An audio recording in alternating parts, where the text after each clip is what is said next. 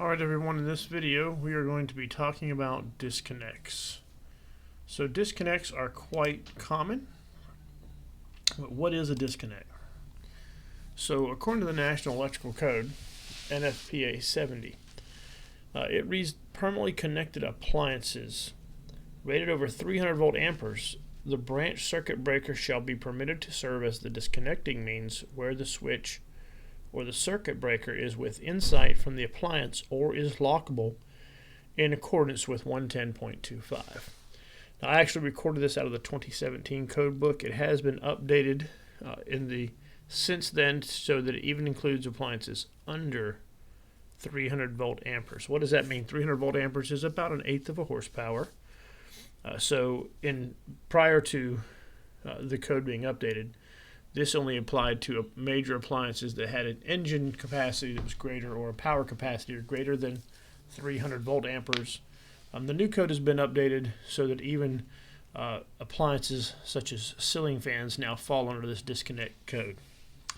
But what exactly does that mean? What does that code mean? Well, we're going to talk about it.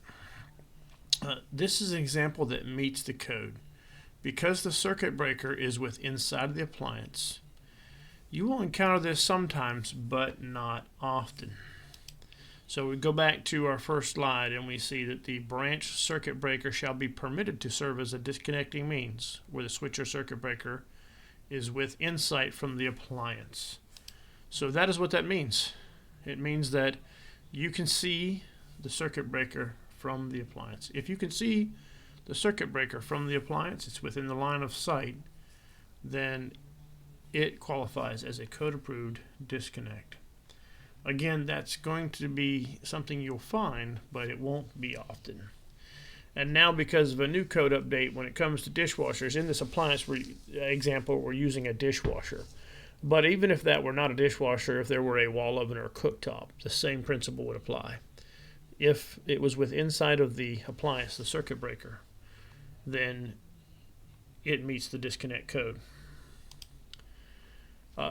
422.33a in NFPA 70, it says for cord and plug connected appliances, an accessible separable connector or an accessible plug and receptacle shall be permitted to serve as the disconnecting means.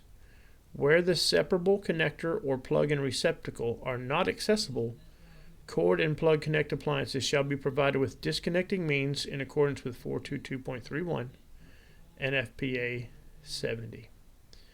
So what does that mean? It means that sometimes under the sink in the cabinet you'll find an outlet and you have the dishwasher or an appliance plugged into that outlet.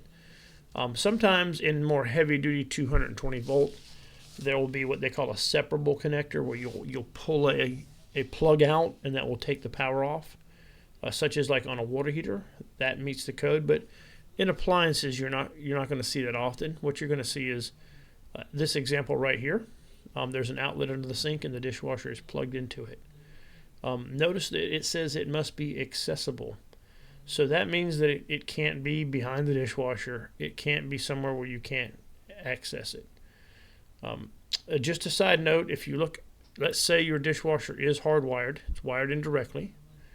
And that's going to be the majority of replacement dishwashers that you encounter. They will be hardwired, wired directly into the machine. And you look under the sink and there's already an outlet down there and it's running the garbage disposal. And we've had some guys in the past who said, oh, I can just plug it in here. You can't do that. It has to be on its own circuit. You cannot abandon the dishwasher circuit and plug the dishwasher into a different outlet. And plus, if that's intended for the garbage disposal, trust me, it's not going to work for the dishwasher.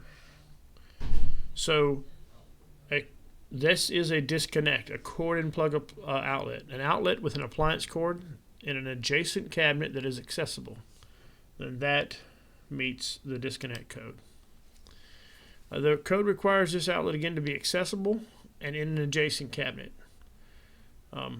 We just talked about this. If it's behind the dishwasher, you'll encounter that sometimes. You'll pull out the dishwasher and the dishwasher has an appliance cord on it, but it's plugged in behind the dishwasher. That does not meet the code because that is not considered accessible, because you have to go in and remove the dishwasher to access it. And to remove the dishwasher, you've got to unhook the electrical. And so it does not meet the code. This is less common, but you're going to see this from time to time. Certain builders prefer to do it this way. Certain electricians, when they're building homes, prefer to do it this way. But on the backsplash, you're going to find a switch, and that switch will turn the power off to the dishwasher. If it turns the power off to the dishwasher, and the switch is within sight of the appliance, that is an acceptable disconnecting means.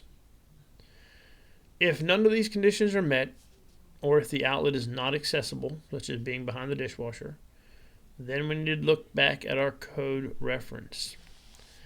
422.31b says the circuit breaker can be lockable in accordance with 110.25. So we read that on our first slide, if you remember. That was the last part of the code, after it talked about the circuit breaker being within the site. So what does that mean, a lockable? It can be lockable. So 110.25, a lockable disconnecting means. And again, this is in NFPA 70. This is the National Electrical Code. What do I mean when I say the National Electrical Code? The National Electrical Code is it's the code that applies to the entire nation, but states have to adopt it. States sometimes will amend it, but generally they adopt 99.98% of it. Sometimes they'll say, well, we want to change this little bit or that little bit. The state legislature will, but 99.9% of the time, this is going to be the code. And for these disconnecting codes and the following code we're going to talk about surrounding GFCIs, it's applicable in all 50 states. So where a disconnecting means is required to be lockable or open elsewhere in this code, it shall be capable of being locked in the open or off position. The provisions for locking shall remain in place with or without the lock installed. What does this mean? It means that a temporary lockout-tagout kits, such as are commonly found on construction and maintenance projects, they do not meet the code due to the temporary nature of the lockout-tagout provision. So they make these little ones, you just snap them on the breaker, you hang a lock on there, and the only way to turn the breaker back on is to remove that lock or to snap off the little plastic clip. Those don't meet the code. What you see in the picture here, an ECQ LD3 or a handle blocking device, these fit most breakers. It's installed directly on the breaker behind the panel cover. Therefore, it's considered permanent. It's considered permanent because you have to remove the panel cover in order to remove the handle blocking device. Once that goes on the breaker, you can turn the breaker off, put a personal lock on it, and then it is impossible to turn the power back on until you remove your personal lock. So what does that do? It protects the life of the person servicing the appliance. Electricity, even though it's 110 volts only, it's enough to cause death if it hits you just right. So even though it sounds crazy, it has happened. We have had installers in the past working on a dishwasher, and someone turned the power on. Even though they had turned the power off, somebody turned the power on and shocked the installer. So fortunately, no one was hurt, but there is a real risk of death with electricity. So this is part of the code designed to protect human life. With this device installed on the breaker, you can lock that breaker in the off position, and nobody can turn it on or off until you take your breaker off. So if you kind of see what this code is all about, if you can see the breaker panel, or if there's a cord and plug in an adjacent cabinet, if there's a switch on the backsplash, you can see physically that the power's turned off. Nobody could turn that power on unless you were aware of it. But if you can't see the breaker and none of those other situations are met, then you need to have a handle blocking device on that breaker so that the breaker can be locked in the off position and no one can turn the power on while someone is servicing the unit or replacing, such as we do. So all electric appliances we install are above that 300 volt ampere requirement. And again, as I mentioned, the newer codes now that have come out, they have eliminated that 300 volt ampere requirement. So a direct wire of any of these appliances does not meet code requirements. So dishwashers, wall ovens, cooktops, any of these appliances, they all require an electrical disconnect. Now, a new code that went into effect in 2023, January of 2023, it's made a change for dishwashers. So what we're going to do is we're going to talk about that code now. The GFCI requirement, so a ground fault interrupter requirement for dishwashers. January 1st, 2023, all dishwashers are required to have GFCI protection. This is a recent code change. This used to be stricken from the codes, and in 2023 that changed. It was adopted a couple of years earlier, and it went into effect in January 1, 2023. And now we don't have the option on our dishwasher anymore to use switches or use handle blocking devices. If there's no outlet, we've got to put in a GFCI outlet. So when would I install a GFCI if I'm replacing dishwashers? And dishwashers are the greater part of what we do. And keep in mind what we just said. We're talking about that disconnect code. It applies evenly to all these appliances. An outlet, a cord and plug outlet, though, we talked about that. That is a disconnect. That meets code. So with this new code, we will be putting a GFCI outlet on almost every dishwasher. There'll be a couple instances when you will not, and we're going to talk about that. So when would you install one? Well, the law says that the system that's being worked on must be brought to the current edition of code. This applies in electrical work and plumbing work. So anytime you're doing electrical connection, if you disrupt that connection in the process of your work, if you interfere with it, then you have to bring it up to the current edition of code while you're there doing the work. So that's a requirement of the law. The majority of dishwashers that we replace, they're going to be a little older. They've been there for a while. Time for a new one. And they were installed most likely when these codes were not in effect. So they're going to be hardwired. The wire from the circuit breaker is going to go directly into the appliance and be wired directly. If we are changing out a hardwired dishwasher, then we're required to add that disconnect, but we're also required to add a GFCI. So when we add a GFCI outlet, remember the cord and plug outlet becomes the disconnect. And now with that GFCI protection. So this is going to be the most common experience you have when working with dishwashers. They're going to need to be upgraded from being hardwired, and they're going to need to have a GFCI outlet installed. So when would you not need to install a GFCI? Well, when you look under the cabinet and you see that the dishwasher is already plugged into an outlet. The disconnect code has already been met, and we do not need to install a GFCI outlet. Why not? Because the act of unplugging an appliance from an outlet and then plugging a new one back into an outlet, it is not requiring you to perform work on the system. So the law that says I must bring it to the current edition code is not applicable. So in other words, when we're taking something that's hardwired, now we're working on the system. We're interfering with that system in our work, so we have to bring that system up to the current edition of code. But the simple act of unplugging one appliance and plugging another appliance in, you're not interfering with that electrical system from that outlet to the breaker panel.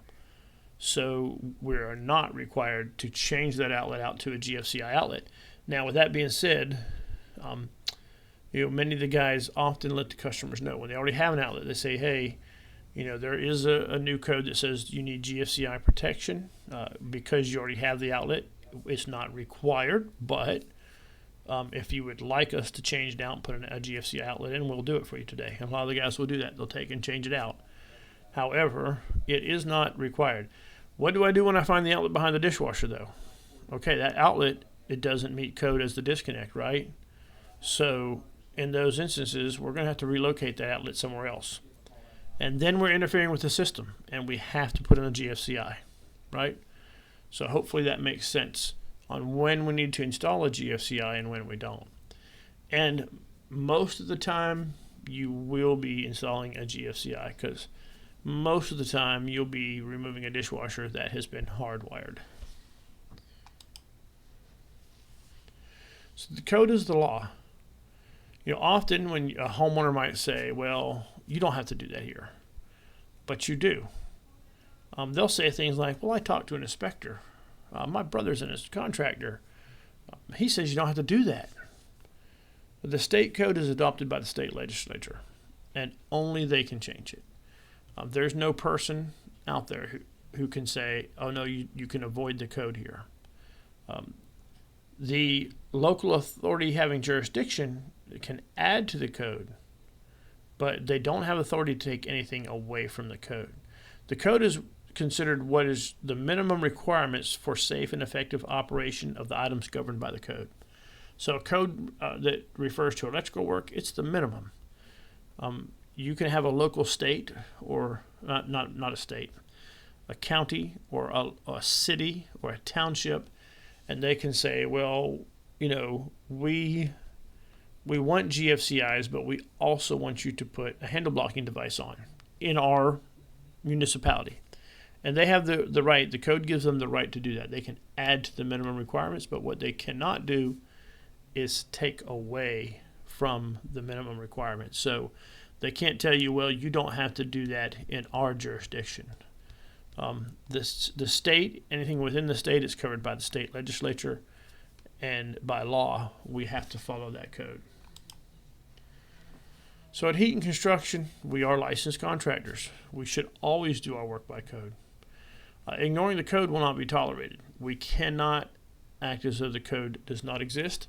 It has happened. We have had guys who go out. I don't know what caused them. I don't know if it was pressure from the homeowner. I don't know if it was they were just trying to be in a hurry and they just re-hardwired the new dishwasher. That's going to result in a write-up. We cannot ignore it. It's a protection for the consumer and for you. These codes are meant for safety. But on top of that, as licensed contractors, we have an obligation to follow the codes, to follow these laws. If not, ultimately it could lead to us losing our license to do the work. So hopefully you have a better understanding of what disconnects are and when we need to install a GFCI.